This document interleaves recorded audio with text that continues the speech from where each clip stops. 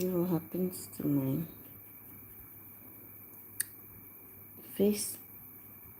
Even though I'm not getting pimples, I'll have a little bit bump here. I'm getting sunburn again. Anyway, welcome. I'll do this video and leave it here. Whoever sees it, great. Whoever don't, great. I just wish and ask that you do me a favor when you come here. Like it, leave a comment, and subscribe to the page or the channel. Thank you so much for coming, and God bless you. I have this lady that about she believes her what I described in some of the videos she came across is what she's going through, and she wants to know how to go about it. Well, the question is, how do you even know you're going through parental alienation or your child is going through parental alienation syndrome? According to Richard Garner, in 1985, they have observed children with parental alienation syndrome. As a result of that, he came up with that name. They coined the name parental alienation. So they coined the name parental alienation out of parental alienation syndrome. According to the DSM-5, though people do believe in parental alienation, they don't believe that there is evidence to give it a name in the DSM-5 diagnostic criteria, right? Why? Because it is difficult to prove that you or somebody you know, or even your children, are going to parental alienation. This is my opinion on that. The reason why it's difficult is because you are dealing with a narcissist who is very manipulative, who constantly does it. It's like a child. You have two children, and then the little one will always go and poke. And when they go and poke, they come back and they act like they didn't do anything. And then as soon as the person they poked retaliated, then they come back yelling and screaming, "Mommy, this hit me." What they did before they were hit, nobody knows. That's how people who engage in parental alienation behaves. They are like narcissists. They are manipulative. They will commit the act and go and hide somewhere and be minding their business. And you who is on the aching end, you who is the target parent, will be the one complaining, and be asking like, why can't I see my child? And then they will come up and be like, oh, you did this and you did that and you did that, right? They make it seem like you have done something, but you haven't. So they'll be yelling as if you did something.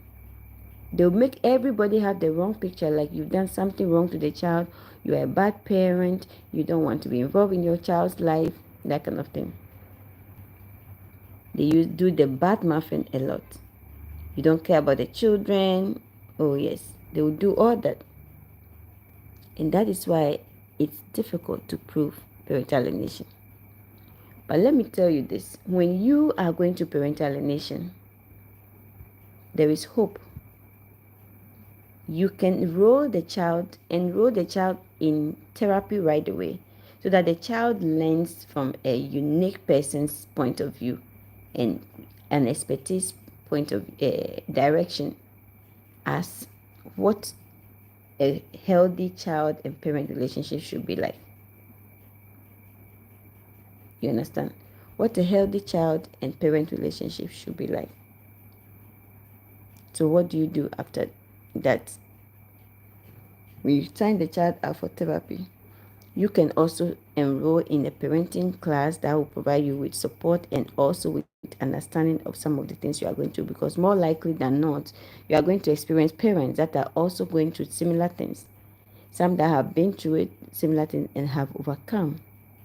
So They can use their experiences to help you, guide you to understand what you are dealing with and how you can go about resolving it.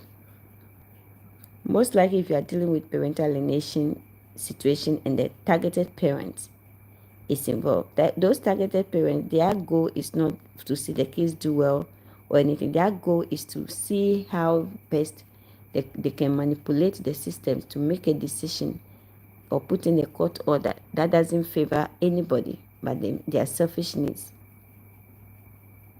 At the end of the day, who hurts? The children involved, right? Because the children are going to grow having trust issues.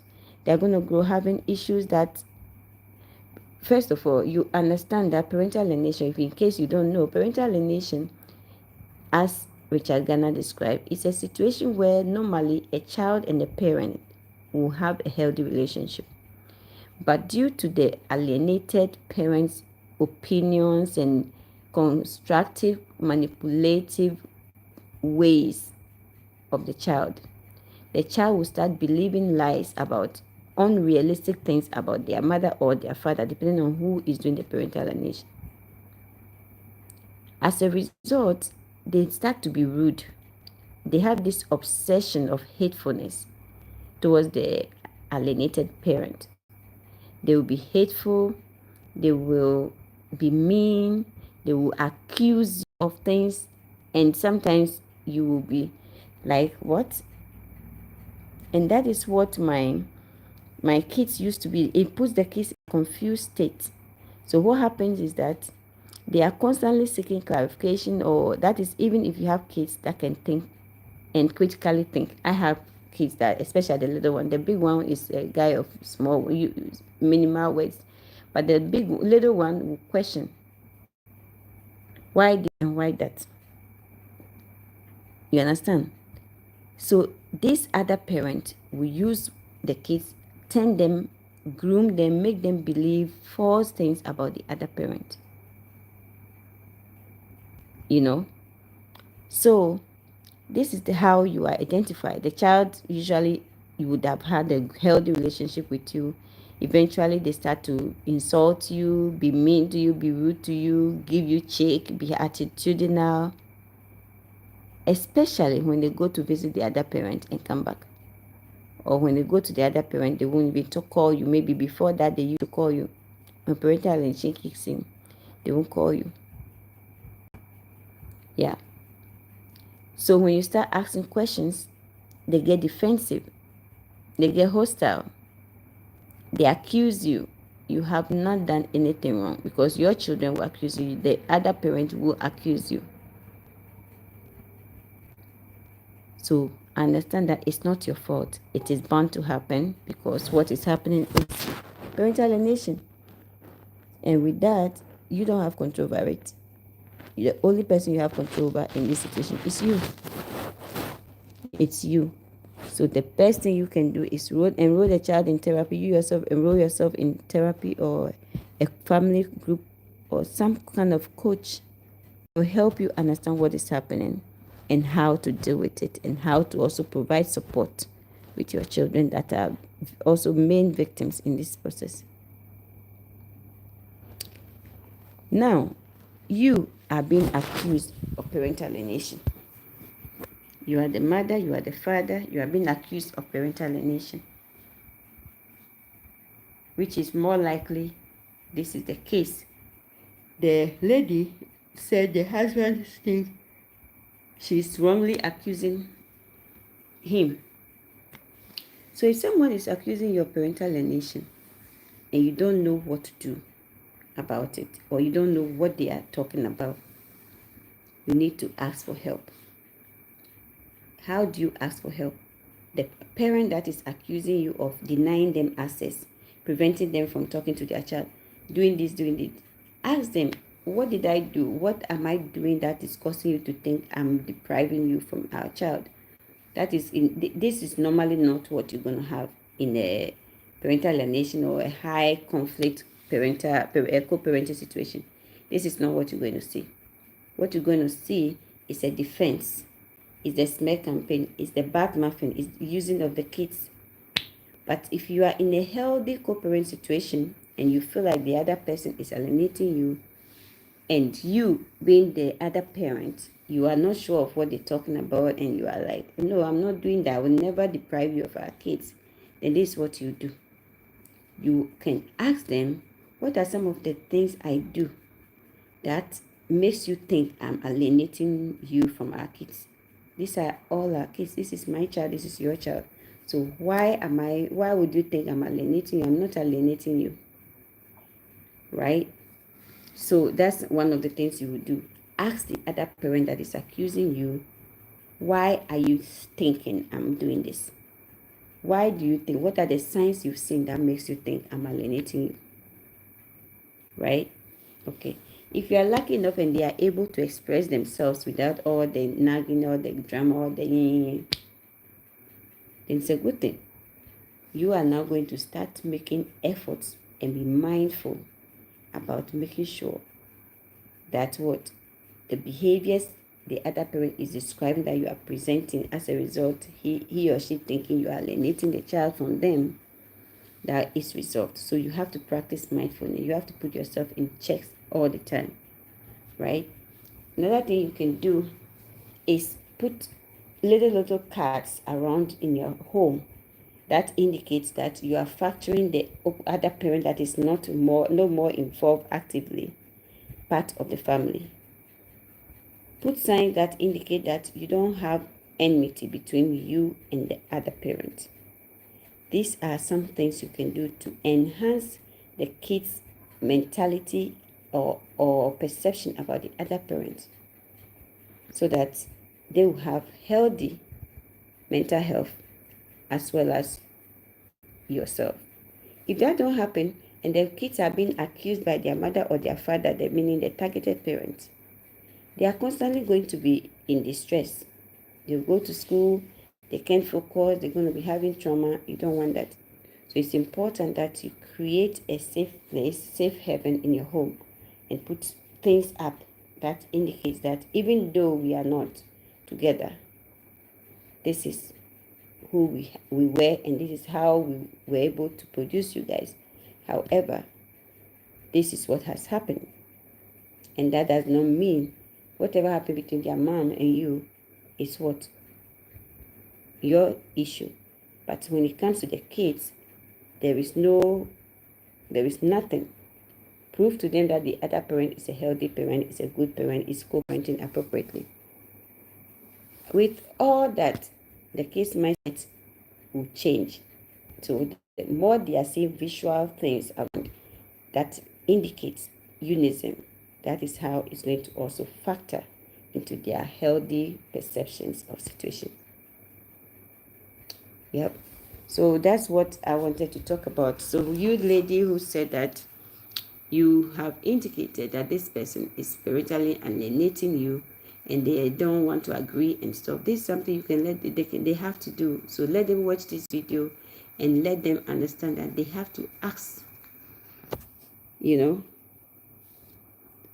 have to ask for what the signs were. What is it? What are the behaviors I'm putting forth that makes you think that I'm alienating you? You should be in the position of describing the behaviors or listing the behaviors. If it's a healthy person who wants to see the well-being of everybody, especially the children involved, she or he will take that as an opportunity to amend, an opportunity to be more mindful, an opportunity to be more present, right? Present means you're thinking about yourself. You are being mindful. So whatever you are telling to the kids that makes the kids alienate the other parent, you catch yourself in the middle when you are talking. Like someone told me a story today, and they are talking about how the woman will describe in the man and your father, that is this, that, your this, that. Well, if they want the children don't study or the children are bothering them more, then they start throwing such language. So the person was saying, Auntie Karen, you know that I've never ever heard you do this, not once, but this lady, and I said, well, those are the things I speak against. With me, the person is made irrelevant. So I don't think about them, I don't talk about them. It's unhealthy for me, there is no need. You understand? So there's no need of me sitting in my home and be talking about the other parents to the kids or insulting them to the kids. Like what? That is a person that is still pained, not healed, struggling with emotional issue, struggling with moving on, right? So you can't be stuck. You cannot be stuck. You have to learn to embrace the situation and move on so that you remains healthy, everybody else remains healthy, and you are not also adding on to picking up stress. The more you obsess about how the person made you or disrupted your life, how the person makes sure your kids don't relate with you, how the person, all the bad things the person did, it strips you of your mental health and your ability to enjoy quality life. That brings you anxiety because you will be worrying, sleeping, laying, thinking about this person. These people, their goal in life is to hurt you and take off. So they are there living their life. They are not thinking about you, but you have allowed yourself for them to rent space in your brain. No, you shouldn't do that. You shouldn't do that. You should learn to move on with things that will make your kids healthy. So if it is like anything that will make you have sanity without involving the insult of the other parent that is alienating you or the bad things they've done. Practice mindfulness. When you are about to do something and you know that this is, you're upset, you're going to fly a language, say, well, never mind, and move on. This is not helping the kids form healthy mindset about us. So I want you to understand that when you are being accused of parental alienation, don't let it go. As a good parent, I know you want to see it resolved so that the other parent don't see it that way, and the child will be willingly able to go to visit the other parent, call the other parent when they are visiting with you, or visit the other home. It is very much unhealthy for us to hold on in forms that will allow us to hurt our children. Let's let it go so that we also will feel relaxed in our nervous system, our heart muscles, our GI tract, everything will feel relaxed. And we'll be able to focus on the most important things that will help our children to strive in school, strive in their psychosocial development, strive in their academic development, so they can become. And when they become, guess who has become? You and I. The father and the mother have become. When your child becomes successful out of college, doing well for themselves, guess who is successful? It is you. But most parental alienation situation is not like that, because most parental alienation situation, it is the targeted parent that is the victim. The alienating parent becomes what? The parental alienator, right? They would not do what I just told you. They know they are alienating you. They will not give you the opportunity to talk. And if they do, you are being undermined, you are being backmined, you are being gaslighted, and then they go out there and do what? And do entirely different, all over again, different thing from what they're supposed to be doing. They will go and badmouth you, teach their children to hate you. When you send them, they shouldn't go. When you do this, they should object. They should be rebellious. They should be this. But guess what? That behavior that you are teaching the kids to project on the other parent is going to affect the kids, their interpersonal relationships, the ability to trust others around them, the ability to be confident in themselves. You have no idea how many times my kids got nervous because they were told to lie about me, and they lied out of fear of something being done to them by the other party. And eventually they come clean, telling me all nervous, all this, all that. It's not healthy. So I want to talk to you about this. When someone accuses you, seek clarification. What are the things that I'm doing that makes you think I'm alienating you? I don't talk to the kids about you. I don't insult you to the kids. I don't say why. Know that narcissists will not seek that clarification. It's going to be a tough situation and you just have to deal with it and find the ability to cope in ways that makes you stay healthy and sane.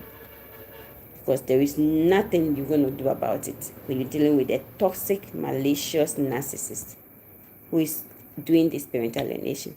There's nothing you can do about it, except you are going to learn to be stable, emotionally stable, achieve, be successful on your own.